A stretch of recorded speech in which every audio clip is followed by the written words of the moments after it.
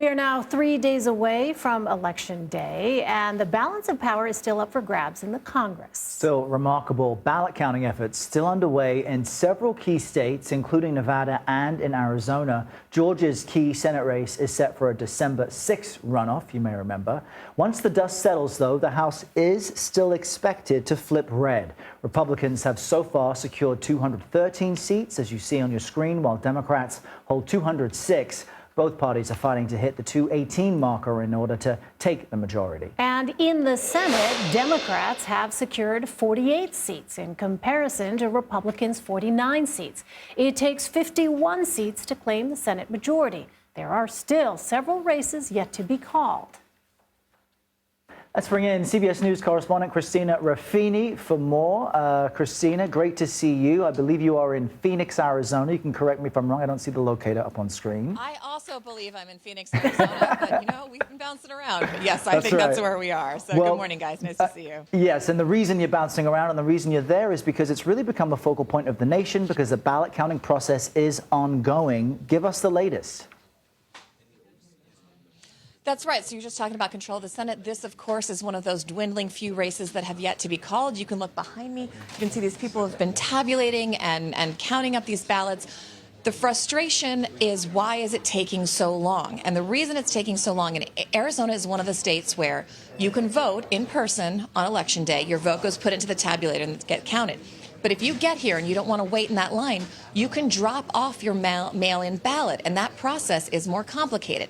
They have to take it out. They have to verify the signatures. They have to make sure all the information is correct, and then they can count them. So what we're waiting on now is we're waiting on the ballots that were dropped off the weekend before Election Day. Those should be counted very soon.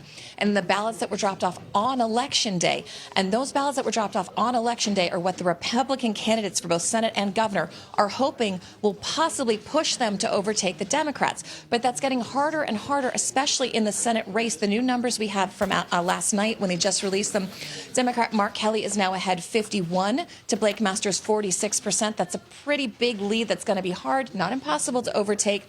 The governor's race is still closer, right? It's 47 to 52 with Democrat Katie Hobbs in the lead. Now, of course, we've heard some accusations from some of the Republican candidates, from some other Republicans out there saying the reason this vote count is taking so long is it's being slow rolled. They're releasing batches that are favoring the Democratic candidates.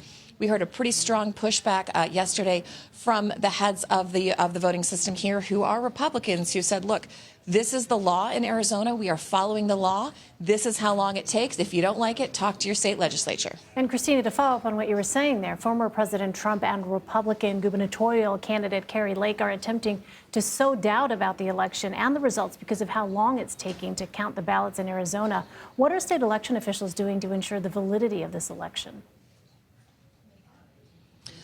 I mean, security here has really been stepped up since 2020. There's now something they addressed last night in the press conference, and something we're seeing as we come in. You have to have a credential. You have to scan in. If you remember those scenes here in Maricopa County with protesters screaming, people trying to, this is all walled off. It's very calm. There's very tight security. And they said last night that's for the safety of the poll workers, for the officials, and it's for the integrity of the ballots that they're counting. They're trying to be as transparent as possible. They said they're trying to release numbers as they get them. But of course, the longer this takes, the more time there is for people to question the process, especially those who aren't necessarily familiar and maybe don't want to become familiar with how the process is working. But it is an arduous process. One of the things they pointed out last night is there are several other states where the votes are still being tabulated. The difference is we've stopped caring because the margin was wide enough that the race was called. Where this becomes a critical issue is in these close races when every vote counts. You got to wait for every vote to be counted. And here, especially with the mail-in ballots, that means they have to unfold it. A bipartisan pair has to look at the signature. They both have to agree, and then it can move on. So even if that's going fairly quickly and they're saying, okay, okay, okay, you know, if you're doing that a million times, of course it's going to take time. So everyone is waiting. Everyone is watching. So far, the temperature here has been much cooler than it has been in the past, but we'll have to see how long that holds as this process continues. The original thought was that they would have the ballots 90 to 90% counted by today. This is Friday. We were told, unfortunately, last night, they're not as far ahead as they'd like to be, and it's going to continue probably through the weekend and into Monday, possibly Tuesday. All right. Well, a deliberate process to ensure the integrity of the election. Christina Ruffini for us in Arizona. Christina, thank you.